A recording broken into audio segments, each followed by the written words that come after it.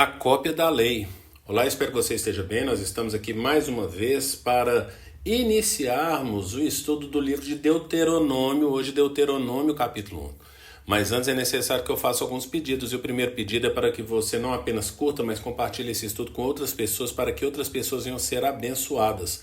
Outro pedido é para que você nos siga nas redes sociais, porque através das redes sociais da igreja você terá acesso à agenda da semana. Nela você poderá conferir os dias, horários e temas dos estudos que nós disponibilizamos ali na igreja, portanto venha participar, porque certamente você vai adquirir mais conhecimento da palavra de Deus. E outro pedido é para que você leia todo o capítulo, no caso hoje capítulo 1. E depois desses pedidos vamos para o estudo de hoje. A partir do capítulo 1 aqui, eu quero ler do versículo 1 até o versículo 5, que diz: Estas são as palavras ditas por Moisés a todo Israel no deserto, a leste do Jordão, na Arabá, de fronte de Suf, entre Parã e Tofel, Labã, Azerote e Dizaabe. Em 11 dias se vai de Horebe a Cades Barneia pelo caminho dos montes de Seir. No 40º ano, no primeiro dia do 11º mês, Moisés proclamou aos israelitas todas as ordens do Senhor acerca deles. Isto foi depois que ele derrotou Seom, rei dos amorreus, que habitava em Esbom e em Edrei. Derrotou Og, rei de Bazã, que habitava em Asterote. A leste do Jordão, na terra de Moabe, Moisés tomou sobre si a responsabilidade de expor esta lei. Portanto, o que nós percebemos aqui no livro de Deuteronômio é que Deuteronômio significa uma segunda lei. Deutero significa segunda, nômio significa lei. Esse nome foi dado de forma equivocada, porque na verdade o que eles queriam, o nome que eles queriam dar para esse livro é uma cópia da lei. Isso você vai ver lá no capítulo 17 de Deuteronômio, versículo 18, que diz assim: Quando subir ao trono do seu reino, mandará fazer um rolo para o seu uso pessoal, uma cópia da lei que está aos cuidados dos sacerdotes levitas. Portanto, a intenção era colocar como cópia da lei. Era essa a intenção, uma segunda lei. Deuteronômio, portanto, significa segunda lei, como nós já dissemos aqui. Então, qual que é a intenção desse livro? Repetir, e Moisés vai falar aqui a respeito da data e do propósito, repetir tudo o que aconteceu nesses 40 anos. Então, aqui no versículo 3, vai falar que no 40º ano, no primeiro dia do 11º mês, Moisés proclamou aos israelitas todas as ordens do Senhor acerca deles. Portanto, esse livro começa passados os 40 anos, no 40º ano, passados 10 meses, muito provavelmente isso aqui foi entre janeiro e fevereiro, e aí então no primeiro dia, que é o que vai falar aqui no primeiro dia do mês. Portanto, já acabou, já se esgotou o prazo que o Senhor falou que eles ficariam ali no deserto. E aí Moisés começa a relembrar aqui no capítulo 1 tudo que eles passaram, né? Então ele vai lembrando de tudo que passou. E aí ele vai lembrar a respeito ali de quando ele ainda estava no deserto, quando o sogro dele, o Jetro, foi ao encontro dele, falou para ele então que o povo era muito grande. Aqui no livro, nesse livro aqui de Deuteronômio, ele vai falar que ele entendeu isso, então não significa que ele está negando o que Jetro falou, mas é a conclusão dele. Então ele concordou com isso e achou que isso era algo correto. Ele vai colocar aqui, tomar a iniciativa de fazer isso com o povo, porque era um conselho ali do sogro. O que acontece é que tudo que ele vai começar a contar aqui, a respeito da expedição da terra, que está ali no versículo 19. Então, ele vai contar ali a partir de Números capítulo 11. Aliás, desculpa, Números capítulo 10, a partir do versículo 11, quando o pessoal levanta acampamento e vai ali, então, em direção ali da terra prometida. E eu preciso lembrar que isso acontece no segundo ano. Então, depois que o povo atravessou ali o Mar Vermelho, eles foram ali, demoraram cerca ali de 3 meses para chegar até Horebe, que é uma região cheia de montanhas. Eles pararam lá no Monte Sinai, Moisés recebeu a tábua da lei ali 2 vezes. Isso tudo você vai ler em Êxodo. Portanto, é necessário a gente fazer essa leitura. Se você não fez a leitura com a gente de Gênesis, Êxodo, Levítico e Números, vale a pena você voltar lá em Gênesis capítulo 1, porque nós já passamos por todos esses 4 livros e estamos iniciando agora o 5º, por isso daí o nome desse grupo, desse bloco de Pentateuco. O que vai acontecer aqui é que no versículo 2 ele vai falar que em 11 dias se vai do Horebe, que é essa região montanhosa, cheia de montanhas, e dentre as montanhas ali a principal, que é o Sinai. Então de Horebe, onde eles ficaram acampados ali cerca de 1 ano, até Cades Barneia, vai levar 11 dias. Então 11 dias que dura esse percurso. No entanto, depois que eles chegaram em Cades Barneia, para poder entrar, porque já estão às portas ali da Terra Prometida, eles gastaram 40 anos. Então Moisés está trazendo isso, está relembrando isso para esse povo que vai entrar na Terra Prometida. Por que Moisés vai falar todas essas palavras? Porque a primeira geração de quase 40 anos atrás, por que eu estou falando quase 40 anos? Porque lembre-se, o povo ficou parado cerca de 1 ano ali no Monte Sinai, na região do Horebe.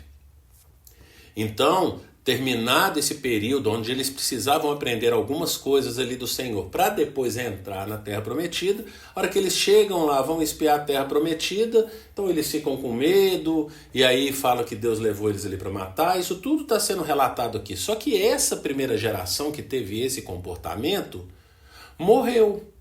Então agora vem essa segunda geração de pessoas que tinham menos de 20 anos na ocasião desse fato, que passou a cerca de 40 anos atrás. Cerca de 40 anos, porque eles ficaram 1 ano ali, então, como nós falamos, depois que ele atravessou o Mar Vermelho, até chegar em Horebe, demoraram 3 meses, eles ficaram ali cerca de 1 ano estabelecidos ali, e aí depois, então, eles vão partir ali para Cades Barneia.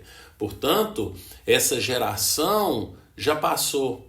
Arão já faleceu, Miriam já faleceu. Na verdade, no 40º ano, a primeira pessoa que vai falecer é Miriam. Isso ele está em Números, quando estudamos ali. Depois, alguns meses mais para frente, morre Arão. E aqui Moisés já está às portas do falecimento dele. Então ele está às portas da Terra Prometida, mas ele não vai entrar na Terra Prometida, e isso é relatado aqui nesse primeiro capítulo. E aí então ele está recordando para esse povo uma cópia, ele está produzindo uma cópia, Deuteronômio, uma cópia, então, do que eles viveram durante esses cerca de quase 40 anos.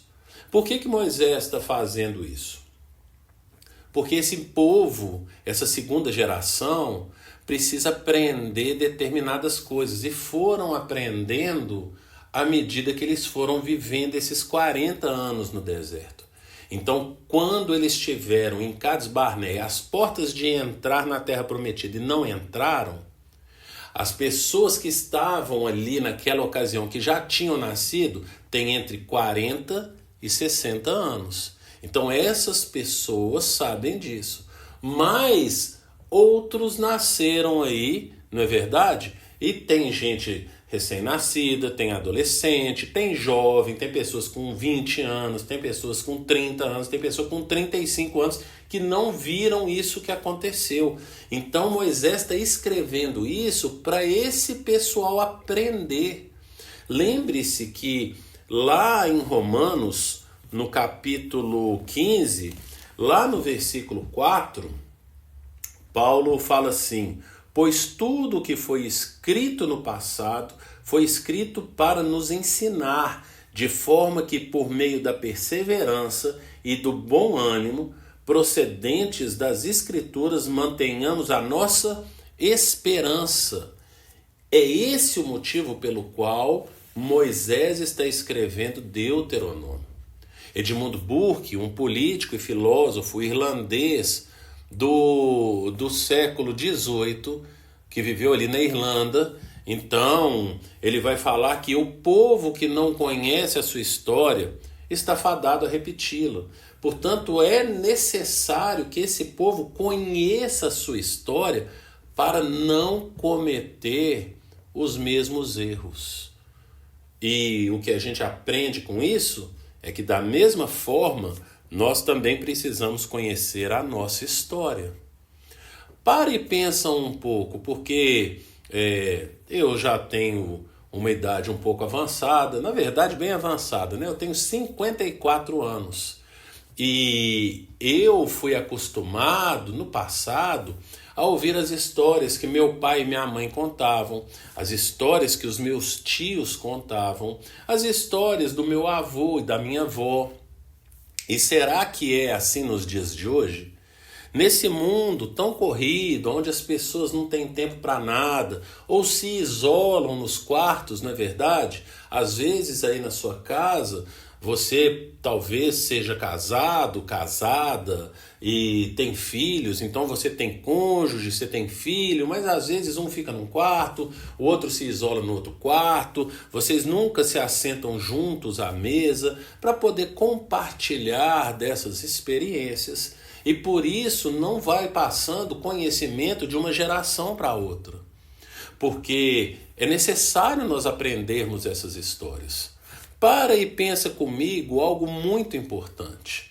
Será que você sabe o nome completo do seu bisavô e da sua bisavó? Porque é importante nós resgatarmos as nossas histórias. Mas mais importante do que essas nossas histórias, porque essas nossas histórias vão nos ensinar muita coisa ao nosso respeito, de por que nós fazemos determinadas coisas que fazemos. Talvez se você for casado ou casada, se você conhecer bem aí o seu cônjuge, seu sogro e sua sogra, você vai olhar para o seu cônjuge e falar: nossa, sua atitude é igual a do seu sogro e de sua sogra, não é verdade? O seu cônjuge vai imitar as atitudes do pai e da mãe dele. Então você vai conseguir observar a origem de determinadas coisas.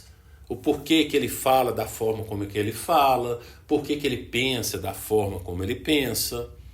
E aí, quando você entende isso, talvez fica um pouco mais fácil de corrigir determinados erros.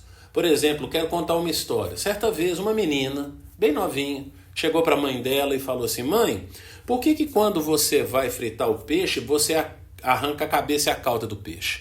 Ela: eu não sei, aprendi com sua avó, pergunta para sua avó. Aí ela perguntou para a avó: vó, por que quando você vai fritar o peixe, você arranca a cabeça e a cauda? Eu não sei, eu imito a sua bisavó, pergunta para a sua bisavó. E aí ela foi até a bisavó e virou e falou assim: ô bisavó, por que quando você vai fritar o peixe, você arranca a cabeça e a cauda? E aí a bisavó falou: porque quando eu casei, eu era muito pobrezinha e eu só tinha dinheiro para comprar uma panela bem pequenininha. E aí não cabia o peixe inteiro nela. Por isso eu cortava a cabeça e a cauda para poder aproveitar a melhor parte do peixe. Por isso que eu corto. E aí os outros vão reproduzindo sem saber o porquê. Então, quando você conhece a sua história, fica fácil de identificar alguns erros e talvez corrigir, se é que na verdade são erros.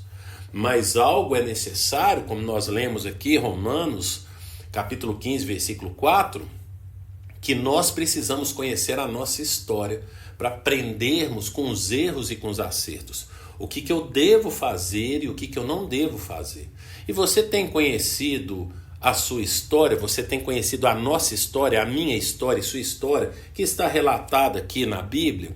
Quanto tempo você tem gastado para poder conhecer a Bíblia e saber qual tipo de comportamento que você deve ter e não deve ter? Você tem gastado muito tempo com a leitura e o estudo da Bíblia? Pense nisso e que o Senhor te abençoe.